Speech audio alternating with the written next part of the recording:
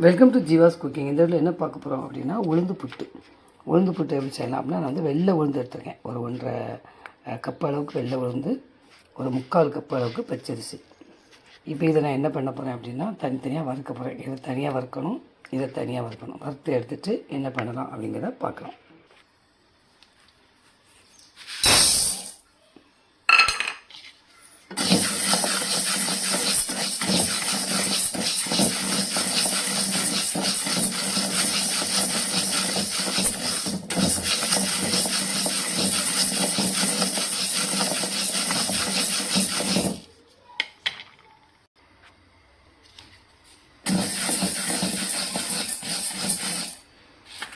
இந்த உளுந்து 2 தடவை இருக்கேன், ஏன்னா கொஞ்சம் கொஞ்சமாக போட்டு நான் வைப்பேன்.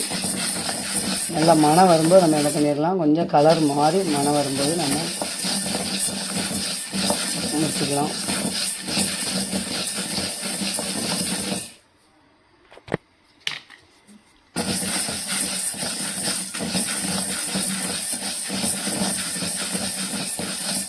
பாருங்கள், இனிமேல் இதை வறுக்கலாம். இது வந்து வறுப்பட்டுட்டு இப்போ வந்து உளுந்து வறுத்தாச்சு. அது வந்து பச்சரிசியை நம்ம வந்து வறுத்துக்கலாம்.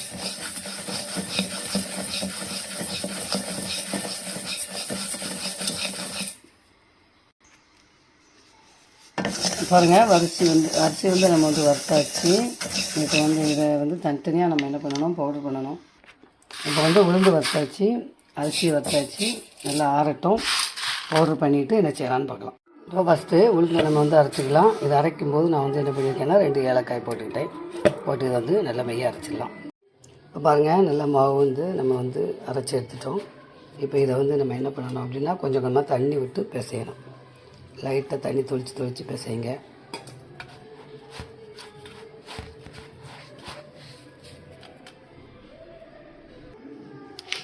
பாருங்கள், இந்த ஸ்டேஜில் வந்து நம்ம என்ன பண்ணிடலாம், இதை வந்து ஆவியில் வேக வைக்கணும். பாருங்கள், இந்த மாதிரி ரொம்ப தண்ணி இல்லாமலும் ரொம்ப தண்ணி இல்லாமல் ட்ரையாகவும் இல்லாமல் நம்ம என்ன பண்ணணும், இதை பிசைஞ்சு எடுக்கணும். இதை வந்து இப்படி பிடிக்கும்போது இந்த மாதிரி ஒரு பதம், சரியா? இப்போ நம்ம என்ன பண்ணிடலாம்னா, நம்ம வந்து ஆவியில் அவிக்க போகிறோம், இட்லி பாத்திரத்தில் வச்சு. பாருங்கள், இந்த மாதிரி இப்படி கொட்டிட்டு என்ன பண்ணிடலாம், அந்த துணியை அப்படி வச்சு நிறுத்திலாம் மூடிடலாம்.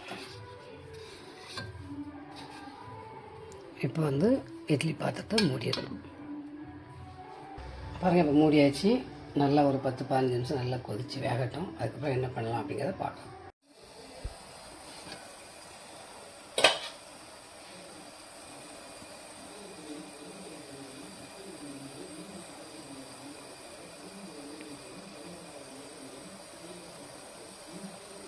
பாருங்கள், நல்லா வந்துட்டு இப்போ நம்ம அடுப்பு ஆஃப் பண்ணிடலாம்.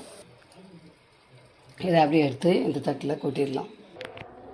பாருங்கள், இது கூட நாட்டு சர்க்கரையும் துரி வச்சுருக்க தேங்காயும் நம்ம போட்டு என்ன செய்யணும், நல்லா பிசைஞ்சிடணும். பாருங்கள், இப்போ வந்து இதை சாப்பிட்டா ரொம்ப சூப்பராக இருக்கும். உளுந்து புட்டு ரெடி ஆகிட்டு, இதை வந்து நம்ம சின்ன சின்ன பாத்திரத்தில் எடுத்து நம்ம வந்து சர்வ் பண்ணிடலாம். இந்த வீடியோ பிடிச்சிருந்தால் லைக் பண்ணுங்கள், ஷேர் பண்ணுங்கள், கமெண்ட்ஸ் பண்ணுங்கள். தேங்க்ஸ் ஃபார் வாட்சிங்.